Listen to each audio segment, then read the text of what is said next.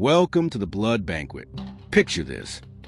You wake up in a city floating on a lake, with causeways connecting islands like the arms of some ancient spider god. The air is thick with the scent of incense, roasted maize, and something metallic. There's chanting in the distance. Drums. Flutes. Your heart beats a little faster, but you don't know why. Not yet. You step outside. You're in Tenochtitlan, the jewel of the Aztec Empire. It gleams with temples, canals, and bustling markets. Traders shout over piles of cacao beans, obsidian knives, and live jaguars in wooden cages. Children laugh. Warriors strut in eagle-feathered cloaks. It almost feels like paradise. Almost, because in the middle of it all, towering above the city, is the Templo Mayor. 2 steep staircases climb to twin shrines dedicated to Tlaloc, the rain god, and Huitzilopochtli, the god of sun and war. And you know, as everyone here knows, that someone's gonna die there today. Not in battle, not in punishment, but in glory. Or so they say. Now hold that thought. Let's time travel for a second. Modern era. You're scrolling through TikTok. You find a viral Aztec cosplay video. Day in the life of a human sacrifice. Cute filters, upbeat flute music, someone winking as they're dragged up temple stairs. The comment section is wild. I volunteer as tribute. This is peak aesthetic. The heart extractions were low-key a vibe, but this isn't a skit, and there are no second takes. In the Aztec world, blood was currency, and hearts were the ultimate form of payment. The gods had built the universe through sacrifice, and now it was your turn to keep the cosmos spinning. You weren't being killed. You were being offered, like a bouquet of flesh. And the audience?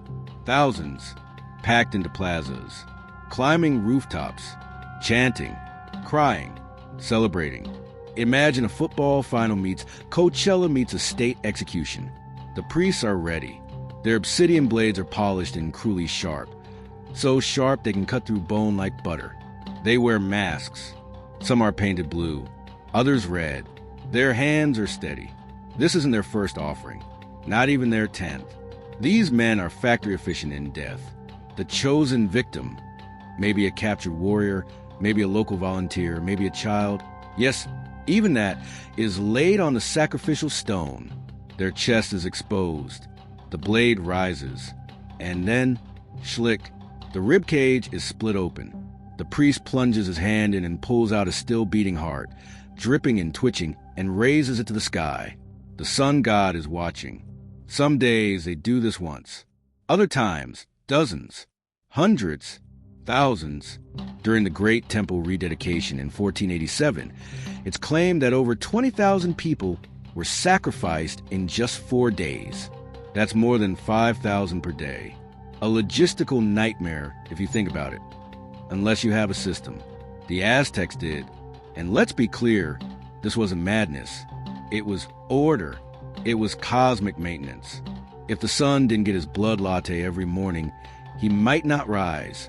And if Tlaloc didn't get his child tears and broken bones, no rain, no crops, no tacos, just drought and death. This was sacrifice as social glue, as terror tool, as holy showbiz. You don't argue with it. You don't question it. You cheer. Unless, of course, you're next. So here we are, in the middle of the square. You hear the drums. You see the feathers. And you wonder, what if your name is drawn? What if your beauty or bravery made you just a little too perfect for the gods? And what if your last sight on earth is a priest's smiling eyes behind a jaguar mask? Welcome to the Blood Banquet. It's not just history. It's a mirror. Next time, we dig into the mythic engine that powered this machine. The Empire of Death behind the pyramids. Smash that like. Drop your theories in the comments. Share the gore. And follow for more sacrificial storytelling. Or else, we might send Huitzilopochtli your username. The Empire of Death behind the pyramids. You've seen the stage. Now meet the architects of dread. The Aztec Empire didn't sprout from nothing. It erupted from centuries of myth, war, and calculated terror. What looked like spiritual devotion was, in fact, an industrial-scale machine of fear and obedience. They didn't just believe in sacrifice. They built a civilization around it. At its core was a cosmic contract, The gods had spilled their own divine blood to create the world. So now, every mortal owed a blood tax. Pay up or watch the sun fall from the sky, and the rain dry up like spit in the desert. This belief wasn't a cute story. It was encoded in education, politics, war strategy, and urban design. From cradle to grave, every Aztec citizen was immersed in a world where killing was not only righteous, it was required, a city designed for death. Tenochtitlan wasn't just a capital. It was a sacrificial engine. The entire city radiated out from the Templo Mayor, the blood-soaked heart of the empire. Every canal, street, and marketplace pointed you back to the stairs where someone died screaming under an obsidian blade. Religious festivals filled the calendar. Every month, a new god, a new ritual, a new round of killings. It was theocratic theater at its most polished, and it worked. Empire built on captives. War wasn't just about land. It was about inventory. Aztec warriors didn't just kill, they captured. Prisoners weren't a side effect of war. They were the goal. Each captive represented a future sacrifice, a spiritual deposit in the empire's cosmic bank account. The more people you could kill ritually, the more you pleased the gods, and the stronger your empire appeared. This led to the invention of something uniquely Aztec, the Flower War. These weren't wars for conquest. They were ritualized battles staged to capture victims for sacrifice. Imagine organizing full-on battles just to restock the altars. Now, picture you're a young noble. You've trained in the Kalmakak, Aztec school for the elite.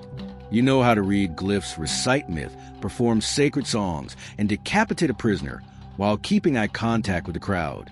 That's your skill set. That's your civic duty. Propaganda in stone and flesh. Every inch of the city spoke of blood. Murals showed eagles clutching hearts, serpents vomiting flames, and gods devouring limbs. Skulls were stacked in sampantlas, towering racks of craniums near temple entrances. No one entered without walking past a literal wall of death. Children saw this daily. Merchants walked past it on their way to sell chili peppers. Diplomats bowed before it. It wasn't horror. It was architecture. Even art was a weapon.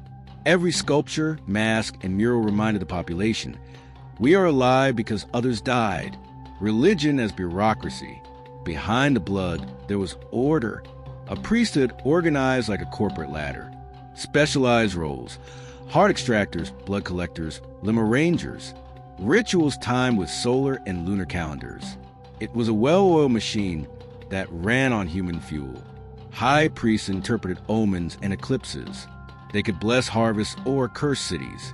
They were both clergy and policymakers. Imagine your mayor, bishop, and war general in one terrifying person. The psychological grip. If you were a commoner, the message was clear. Obey, serve, sacrifice. But if you were elite, you became a brand ambassador for ritual death.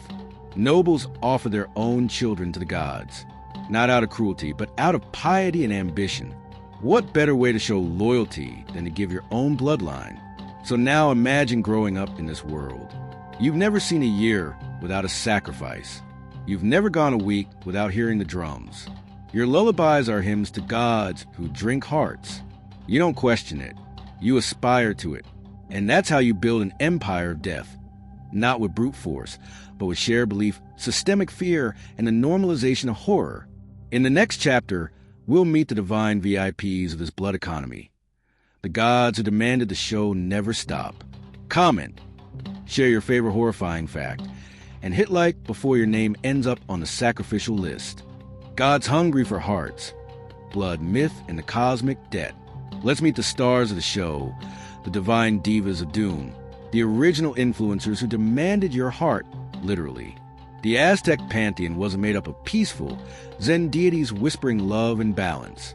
No, these gods were brutal, dramatic, and constantly on edge. And most of all, they were needy.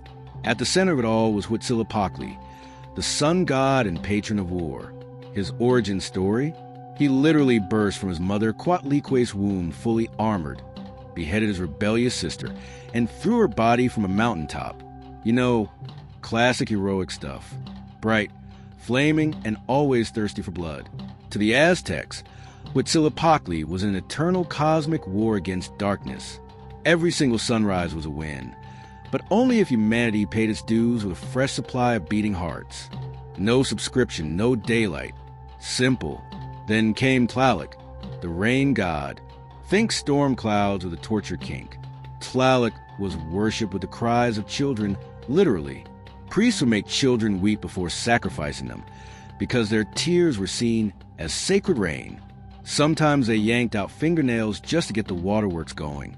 Welcome to Meteorology, Aztec edition. Don't overlook Tezcatlipoca, the smoking mirror. This shape-shifting deity was part shadow, part trickster, and full chaos. He was the original manipulator, gaslighting entire civilizations, cursing kings, seducing priestesses, and tearing out hearts just for the drama. If deities were dating apps, Tezcatlipoca was the one who ghosted you after the ritual dismemberment. Then we have Totec, the flayed one. You know how some gods wear crowns? He wore human skin. After flaying victims alive, priests would literally wear their bloody skins like fashion statements. Skin is in, they said probably, for him. Spring wasn't about blooming flowers. It was about peeling people like fruit to honor renewal. And finally, Quetzalcoatl, the feathered serpent and low-key rebel. The one who said, guys, maybe let's not kill people? For a hot minute, he tried to ban sacrifices. But spoiler alert, he lost. Blood won. Every time, a universe that demanded flesh. The Aztecs believed they were living in the fifth sun, the fifth iteration of reality. The previous 4 worlds, all destroyed. Why? The gods got bored or pissed off. Volcanoes erupted, skies collapsed, monsters roamed. To keep this version spinning, humans had to provide cosmic fuel, blood, and hearts. This was existential maintenance. If you didn't bleed, the sky would fall. Not poetically, literally. One creation myth tells of Nana Watson, a humble god who sacrificed himself by jumping into a fire. That noble suicide lit the sun. But the sun wouldn't move until another god sliced his own throat. Even deities had to bleed to make things work. And if the gods bled, so must man. Performance, pain, and precision. Rituals weren't side events. They were scheduled necessities. Entire temples were designed as theaters of agony. Ceremonies began with symbolic dances and incense, and ended with open chests and arterial fountains. Each god had a preference. Huitzilopochtli liked hearts. Tlaloc wanted child sacrifices. Totec preferred people skinned alive. Tezcatlipoca enjoyed chaos. Whatever hurt the most, really. If you were chosen, you were told it was an honor. Your family got front row seats. Priests painted you, drugged you with sacred herbs, dressed you in divine costumes. They made you look beautiful for death. And then came the moment, laid on the sacrificial stone, held down by 4 men. A priest, trained like a surgeon and hardened like a butcher, plunged an obsidian blade into your chest, reached in and pulled your heart out, still beating. Smile, it's for the gods. The calendar of carnage. The Aztec calendar wasn't a planner. It was a blood schedule. Every month had its own rituals, gods, victims. Over 18 months, they honored Tlacaxipualizli, the flaying festival; Huitozatli, child sacrifice season; Panquetzalizli, peak Huitzilopochtli hard harvest month. It was organized like a corporate fiscal year, except the profits were pain. Entire communities prepared for months to deliver offerings. Captives were paraded purified, then executed. Skins were dried, bones arranged, blood soaked into temple stones, mixing with centuries of sacrifice, a theology of terror. This wasn't cruelty for cruelty's sake. It was cosmic obligation weaponized by the state. The gods demanded sacrifice. The priests interpreted omens. The empire supplied victims. What's wild? The Aztecs didn't think their gods were good or evil, just necessary. Like taxes, like war, like death. And if the sun rose the next day, it meant the ritual worked. Praise be, the modern mirror. So ask yourself, what gods do we serve today? The algorithm? Productivity? Fame? Do we offer our time, sanity, privacy? Maybe not hearts, but close enough? Sacrifice or perish still echoes in our digital temples. Only now the obsidian blade is invisible, and you hold it yourself. In the next chapter, we come down from the sky gods and step into the temples themselves. Let's dissect the mechanics of death. Bring gloves. Drop your favorite horrifying god below. Tag a friend you'd never sacrifice or would. And like this post to feed the sun. The ritual blueprint. How to sacrifice with style and precision. So, you've been selected as a sacrifice. Congratulations. You're about to become the main character in the Aztec Empire's blood-soaked blockbuster. Let's walk through the step-by-step experience. Equal parts ceremony, choreography, and carnage, laced with incense smoke, divine pageantry, and the metallic scent of destiny. Step 1. The selection, aka your lucky day. You might be a captured warrior, bloody but proud, paraded into the city as a living trophy. Or maybe you're a local teen, plucked for your beauty, your innocence, or the strange birthmark shaped like a serpent on your back. You might even be a child, too young to understand, but taught your tears will make the gods weep with joy. In the eyes of the priests, you are not a person anymore. You are a vessel of power, a cosmic gift wrapped in flesh. You're ritually bathed in scented water.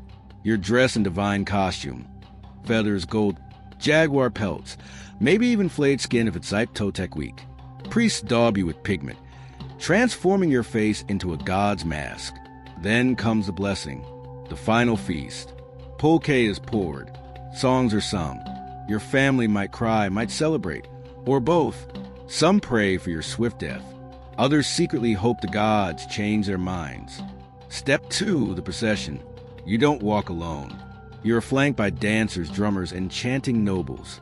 The streets are packed. People lean from rooftops. Children wave obsidian effigies of the gods. You are not just dying, you are performing. You ascend the Templo Mayor's staircase. It's not just steep, it's legendary. Each step is a metaphor, a physical ascent into divine territory. By the time you reach the summit, your legs are weak. Not from fear, from the weight of cosmic expectation. Step 3, prepping the body. At the top, the wind is strong, the city sprawling beneath you. Incense curls into the sky. You are laid on a kuoxicali, a stone carved like an eagle, cold and unforgiving. For assistant priests hold your limbs with ritual precision. The high priest stands above you. His hands are steady. His robe is stiff with old blood. His eyes? Somewhere between priest and butcher. He chants to Huitzilopochtli, to the sun, to time itself. Then the blade, a wicked shard of obsidian, honed to surgical perfection, descends. Step 4, the extraction. There is no hesitation. The priest plunges the blade into your chest. Ribs crack. Blood sprays. His hand dives in. He lifts your heart into the air, still twitching, dripping. The crowd gasps. The drummers strike a final beat. The sun glints off the gore. The heart is placed in a tepetlikali, a stone bowl offered to the gods. Sometimes it is burned. Sometimes it is buried. Sometimes it is eaten. Your name is now myth. Step 5, the disposal. But your body remains. Depending on the ritual, you might be thrown down the stairs, bouncing like a rag doll to the plaza below. Flayed, your skin worn by a priest in a ceremonial dance. Butchered, your limbs cooked and served in ritual feasts. Hung in pieces on walls of skulls, bones, and banners. Cannibalism? Yes, not for pleasure, but for transformation. To consume the sacred was to ingest divinity. Ritual consumption completed the cosmic loop. Festival variants. Themed sacrifices. Some gods had flair. Tlakaxapualisli. Victims flayed alive, their skins wore like divine coats. Panquetzalisli. High season for heart extractions, hundreds in a day. Tlacacocatl. Gladiator sacrifice. One warrior, tied, fighting to his final breath. Tlalocan rites. Child sacrifices with ceremonial weeping choirs. Each festival had its choreography. Costumes. Props. Blood quotas. Ritual logistics. Killing with efficiency. During large-scale events, sacrifices were scheduled like a death factory. Multiple altars with rotating priests. Victims marched in like cattle, hearts extracted in seconds, bodies stacked, slid, or dragged away for disposal. It wasn't chaos. It was precision slaughter. Aztec records claim up to 20,000 sacrifices in 4 days. That's over 5 per minute, nonstop. The math only works if you treat human life like inventory. The Aztecs did. Theater of faith and fear. People watched, cheered, prayed, not just because they believed, but because they were told this is what keeps the world turning. To question it was to invite cosmic collapse. To resist it was to risk becoming next. And if it were you, imagine you're 13. You see a boy your age carried up the stairs. You recognize him. He gave you a mango once. Then you watch his heart pulled from his chest. And you whisper, maybe one day that'll be me. Next time we shift the lens, we look at the chosen ones, not as symbols, but as people, flesh and fear. Some went willingly, others fought. Drop a skull emoji in the comments if you survived this chapter. Share the ritual that haunts your dreams, and follow before your algorithm demands a sacrifice. The chosen and condemned, portraits of sacrificial lives. Forget the grand rituals for a moment. Strip away the feathers, the drums, the fireworks of gore. What's left? People. Real people. Each sacrifice had a face, a story, a family. Behind every altar was a life cut short, not by fate, but by tradition. And for every priest who raised a blade, there was a mother who mourned in silence, a child who cried at night, a community that offered flowers, guilt, or just numb obedience. Let's step into those lives, not as gods, not as witnesses, but as humans, just like them. The volunteer, Ixcotl, the golden boy. Ixcotl was 17, handsome, athletic, born under an auspicious sign. People said he had the blood of Huitzilopochtli in his veins. He was celebrated, envied, revered. So when the priest came knocking, his family bowed, not in fear but in pride. He would be the perfect offering. They dressed him like a god, painted his face gold, draped him in hummingbird feathers, led him through the city like a prince. Women wept, men praised him, children threw petals. He was radiant. But the night before his death, alone in the temple cell, stripped of ceremony, Ixcotl carved a single word into the stone wall with a shard of obsidian. Scared. No one ever saw it, except the next volunteer, and the next, and the next. The captive, Chamali, the enemy warrior. Chamali was an Aztec. He fought them. He hated them. He had watched his village burn, his brothers gutted, his gods mocked. But he was captured and paraded like a trophy through Tenochtitlan. They told him he would fight in ritual combat, tied to a stone, given fake weapons, made to lose. Public execution with flair. But Chamali fought like a jaguar possessed. Wounded 5 elite warriors. Snapped one's arm. Smashed another's helmet. His final blow broke a priest's jaw before he was overwhelmed. His heart was cut out, but his story lived on. They called him the one who made the gods bleed. The child, Tocli, the little cloud. Tocli was 6. He loved frogs. He laughed like bells. He followed dragonflies and fed ants with crumbs. His village was suffering. The rains had failed. The priest said the gods needed tears. Real tears. Sacred ones. So Tocli was chosen. They dressed him in blue, told him he was a messenger, that the rain god Tlaloc would be grateful. But the ritual demanded tears. And when he didn't cry, they tore out his fingernails. Then he screamed. The rain came that night. Heavy. Flooding. They built a shrine in his honor. But no one ever said his name again, except his mother. She whispered it to the wind. Every night. Every storm. The resistor. Xochitl, the flower who fled. Xochitl was 16, chosen for her grace, her eyes, her quiet strength. But she had read the old codices. She had listened between the hymns. She had doubts. When they came for her, she smiled, then vanished into the swamps. She lived among the frogs. They say, painted her face with mud, spoke curses into the dark. Fishermen claimed they heard her singing at night, songs not meant for the gods. When they found her, She bit a priest's ear off and screamed so loud the sky cracked. She died cursing the sun, and the clouds broke that afternoon. Some say she became a ghost. Others say she was a goddess in disguise, a warning wrapped in flesh. The believer, Seat Lali, the chosen star. Seat Lali was raised in the temple, fed doctrine like maize, told from birth that sacrifice was the highest form of beauty. Her lullabies were hymns to fire and blood. She didn't fear the ritual. She longed for it. When she was chosen, she fasted for days, smiled as the priest prepared her, walked to the altar as if it were a throne. Her death was calm, serene, no resistance, no tears. She died smiling. Some say the sun burned brighter that day. Others say it was a reflection of her blood, the unnamed thousands.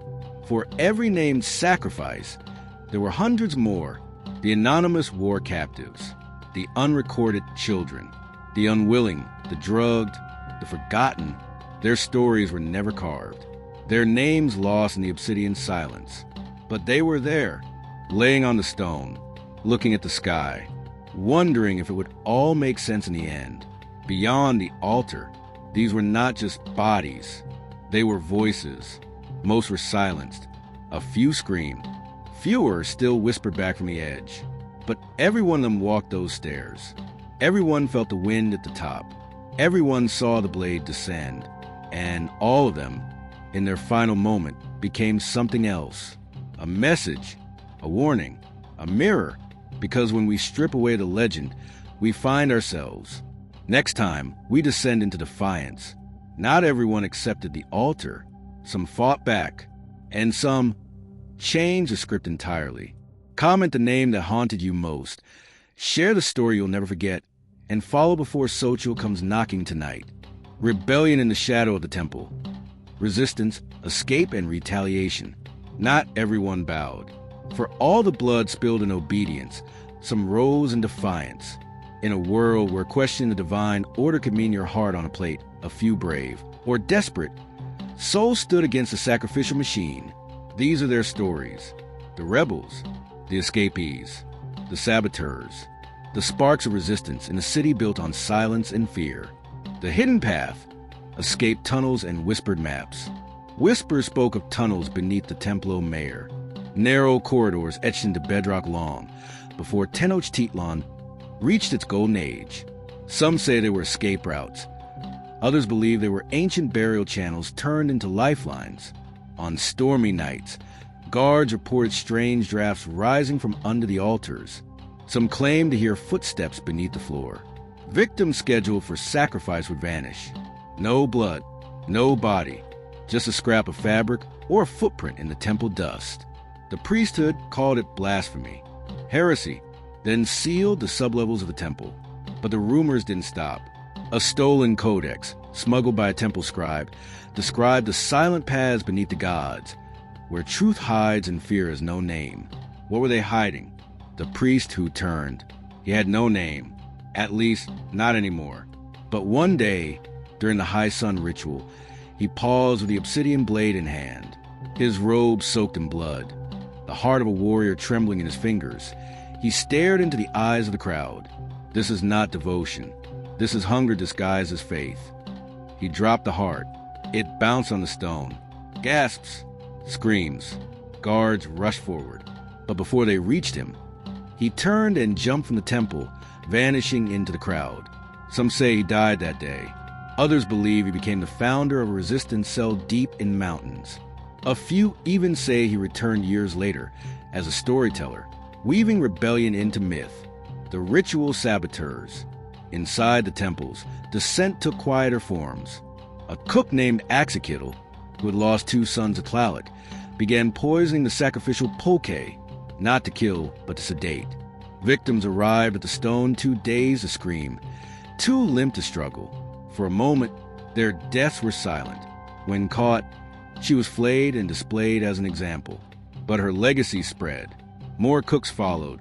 Priests grew paranoid. Potions were double-checked. Taste tested.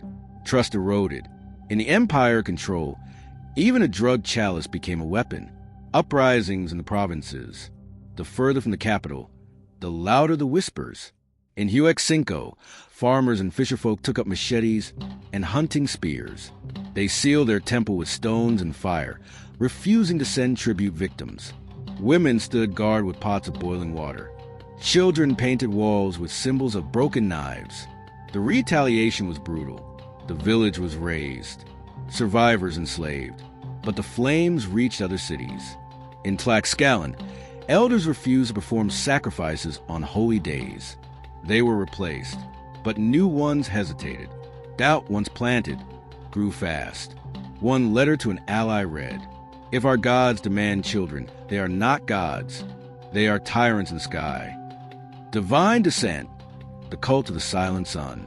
They met in caves, in abandoned canals, in the shadow of statues, a clandestine sect that worshipped the sun not as a predator, but as a guardian. They rejected blood.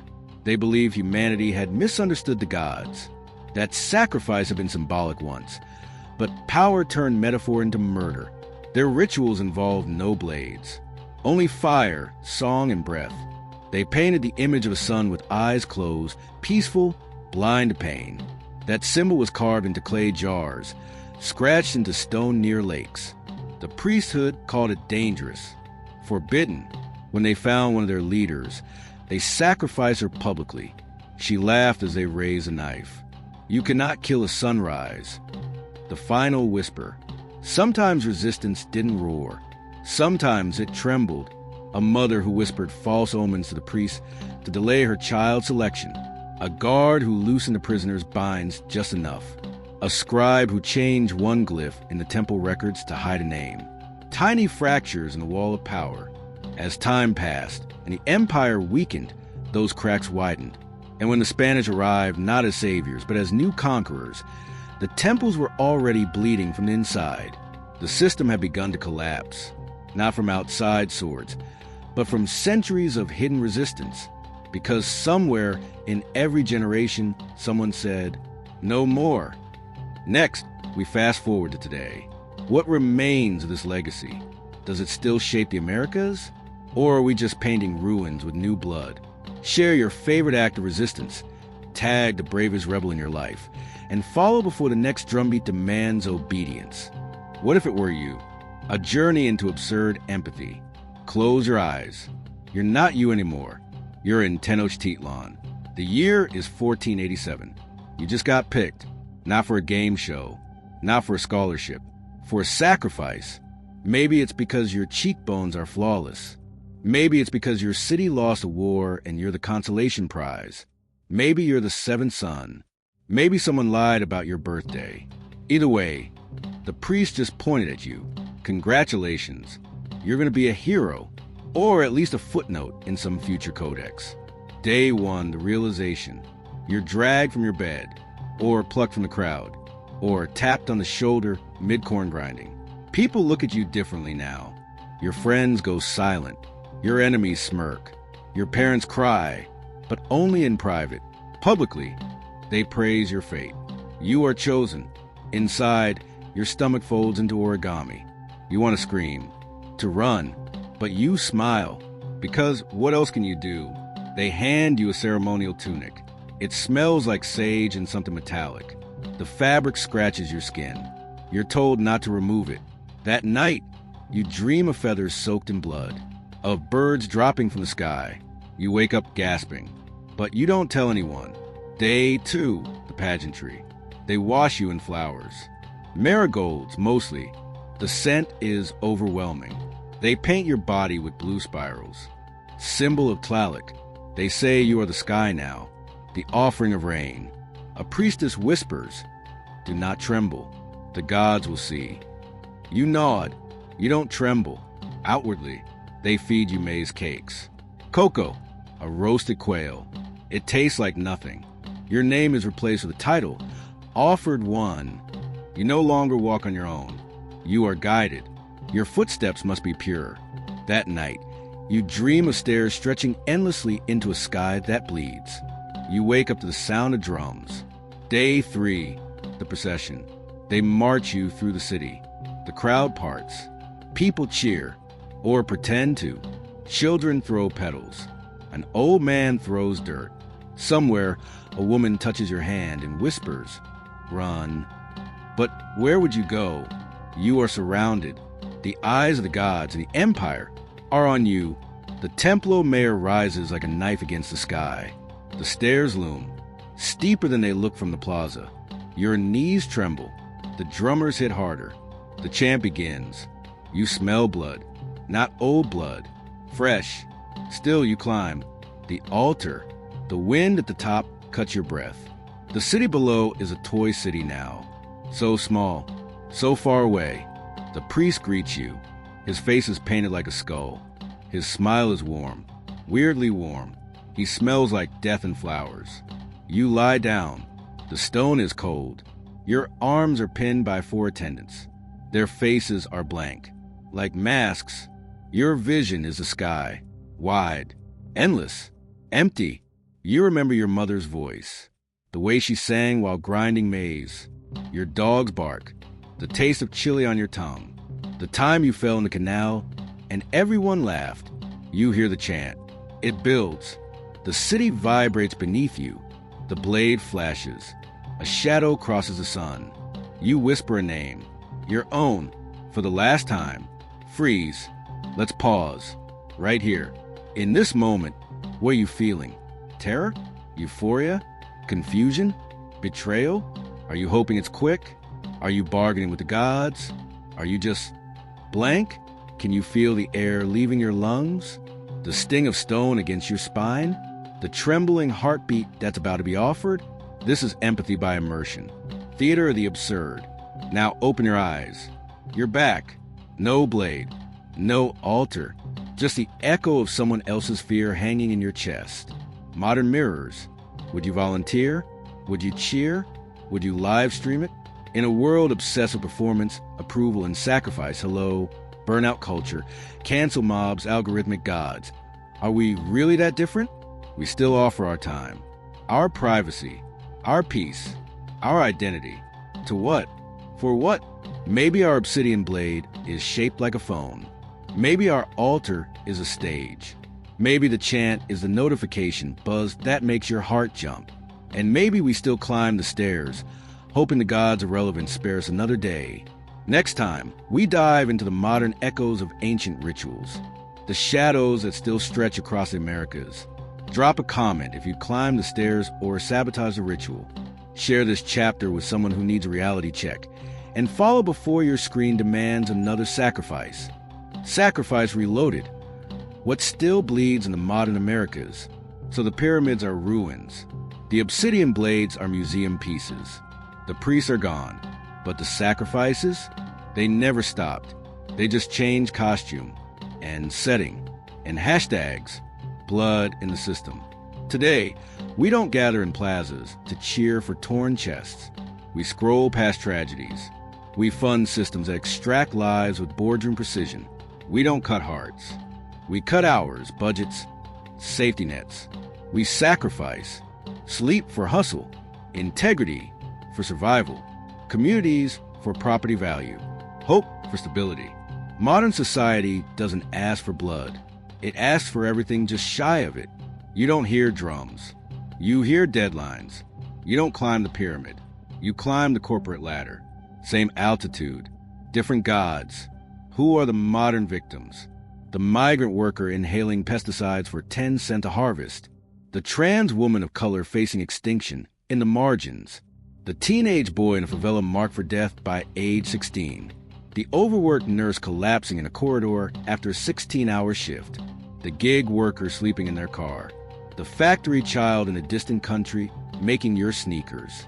The indigenous woman whose land became a mine. Their names rarely make the altars, only the spreadsheets. But they are sacrifices. Their sweat becomes a new offering. Their burnout is the incense. Their silence is the hymn. The new temples. You walk into one every day. Skyscrapers lined with glass teeth. Data centers humming like digital gods. Immigration courts where prayers are made in silence. And your phone, a temple in your pocket, buzzing with algorithmic approval and existential anxiety. Temples don't require belief anymore, just engagement, ritual by other means. We still have rituals. We watch the same tragedy on loop until our empathy calcifies. We turn grief into trends. We turn injustice into merchandise. There are prayers in the form of retweets, altars made of headlines, priests that live stream oppression. Suffering becomes aesthetic. Activism becomes branding. Martyrdom gets monetized. We package sacrifice with filters now. Who are the priests? The ones who set the rules and stay untouched. CEOs who optimize your suffering. Politicians who sermonize about sacrifice from armored cars. Media giants who spin stories like myths. They don't raise obsidian blades. They raise quarterly reports. Their words sound like necessary losses. Unfortunate but strategic. The market will correct. And we nod because they say it gently. Dressed well, with graphs. Resistance today. And yet, resistance endures. The protester facing riot shields with nothing but a banner. The journalist exposing truths despite threats. The elder blocking bulldozers with her body. The artist painting rage on walls. They are today's dissidents. They don't wear armor. They wear scars. They remind us that the pyramid is still there, but so are those who would tear it down. Look around. What altars do you serve? Who gets sacrificed for your convenience? What myths are you upholding by default? Would you notice if someone was bleeding next to you? Would you speak? Or would you scroll? The sun still shines over the Americas, and somewhere, someone is still being offered. To gods we refuse to admit are still hungry. Next, we rise to punchline and reflection, the final bloodstained breath of the story. Share this chapter if you're done offering silence. Comment your altar, and follow before the modern priest logs your name in the system. Between the altar and the algorithm, why we still worship violence. Let's stop pretending we don't like the show, because deep down, beneath the hashtags and the outrage, there's something disturbingly familiar in how we consume pain. We don't sacrifice to gods anymore. We sacrifice for content, for clout, for spectacle, and we do it with the same rhythm, the same audience energy, the same blind faith that once filled ancient plazas with cheers and blood. And if you think we've moved on from bloodlust, ask yourself, why do we keep watching? The spectacle engine. Violence today is a product. True crime podcasts turn murder into bedtime stories. Police body cam footage is replayed like sports highlights. War zones become viral clips with filters and theme music. Public breakdowns become memes. Domestic abuse becomes reality TV plot points. It's not just entertainment. It's ritual, digital, global, instant. We don't gather in the plaza. We stream from our bedrooms. We watch from safe distances. We gasp. We share. We scroll on. Every retweet becomes a drumbeat. Every shocking footage, warning, is a trumpet. The sacrifice begins, not with knives, but with views. The algorithm as high priest. The algorithm doesn't ask what's good. It asks what gets clicks. Outrage, violence, humiliation, perfect.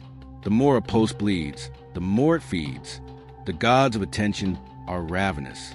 And the priests? Coders, data scientists, profit strategists. They don't need a temple. They need your engagement. And we give it freely because we think we're spectators. But we're part of the ritual. Sacrifice is on repeat. We keep sacrificing the same bodies. Black bodies, brown bodies, poor bodies, female bodies, queer bodies, disabled bodies, indigenous bodies. We ritualize their pain over and over. We call it awareness. But when the awareness fades, the structures stay. The pyramid is still standing. Only the pain is fresh.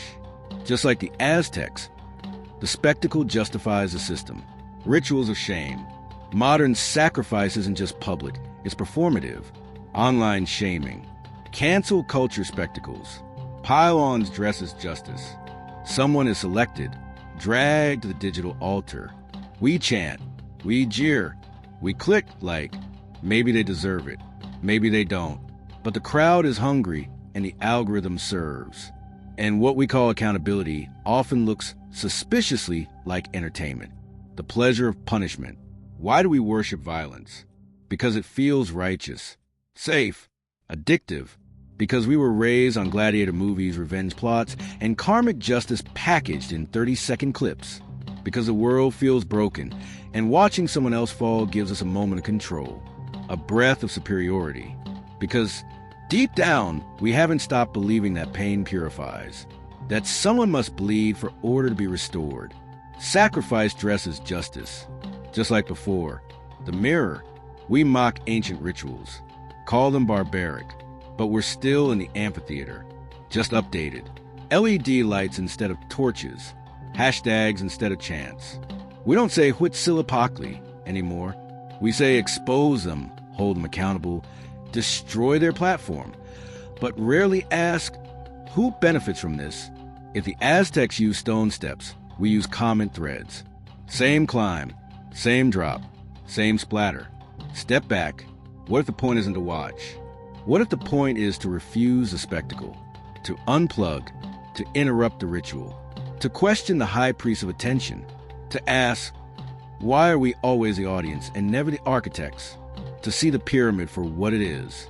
Next time, we bring it all together, the final offering, the last drumbeat, the only heart that still beats. Drop a comment if you've ever felt part of the ritual. Share if you've ever turned off the show. Follow before the next sacrifice is chosen.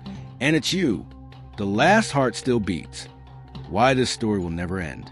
The rituals ended. The empire fell. The blades rusted. But the heartbeat, that ancient rhythmic pulse of sacrifice, never stopped. It just changed form. Across centuries, across oceans, across screens, the story rewrote itself again and again. Someone must be offered. Someone must be watched. Someone must bleed. And we, descendants of gods, priests, rebels, and spectators, keep playing our roles. The ritual rewinds. The Aztecs believed blood was not just symbolic. It was fuel. Fuel for the sun, the rain, the crops, the state. Today, that fuel looks like overwork, anxiety, surveillance, oppression. It's less red, but just as draining. We sacrifice to new pantheons. Hustle gods, algorithm gods, economic growth gods. We still whisper the same prayers. Keep me visible, keep me safe, keep me chosen. And we still offer the same currency, time, energy, identity, and when demanded, bodies, the survivor's inheritance. You're alive because someone wasn't. Your comfort was built on someone's fatigue. Your opportunities on someone's exclusion. Your peace on someone's silence. Every generation inherits a mixture of trauma and triumph, blood and fire, memory and myth. You carry their fear, their silence, their defiance, their hope that you would do something better. So now what? Unlearning the ritual. You disrupt. You refuse. You stop clapping when the blade drops. You hold the lens differently. You write stories where no one dies for the crowd's approval. You honor resistance, not with statues, but with changed behavior. You bury the altar. You plant something kinder in its place. You water it with empathy, not blood. What the Aztecs knew that we forgot. They knew stories shape fate. That myth creates law. That what we normalize becomes sacred. They use ritual to control, but also to remember, to hold time and place. We now have tools more powerful than obsidian blades. Narrative, image, repetition. But we forgot how to wield them wisely. Instead of guiding light, we cast shadows. It's time to remember. You don't need gods to justify violence. You only need belief. So let's believe in something else. The final drumbeat. The story doesn't end. It echoes in protests, in poetry, in the awkward silence when someone asks, but is this fair? The altar still stands in policy, in profit, in platforms. But so does resistance. In every no, in every question, in every life reclaimed from the gears, the last heart still beats, not as tribute, as signal, as defiance, as song. Don't offer it. Use it. Beat it against the silence. Beat it into stories that shatter old myths. Beat it like a drum the gods can't ignore. Share this finale if your heart is still yours. Comment what you refuse to sacrifice. Follow for more stories at Cut Without Spilling Blood.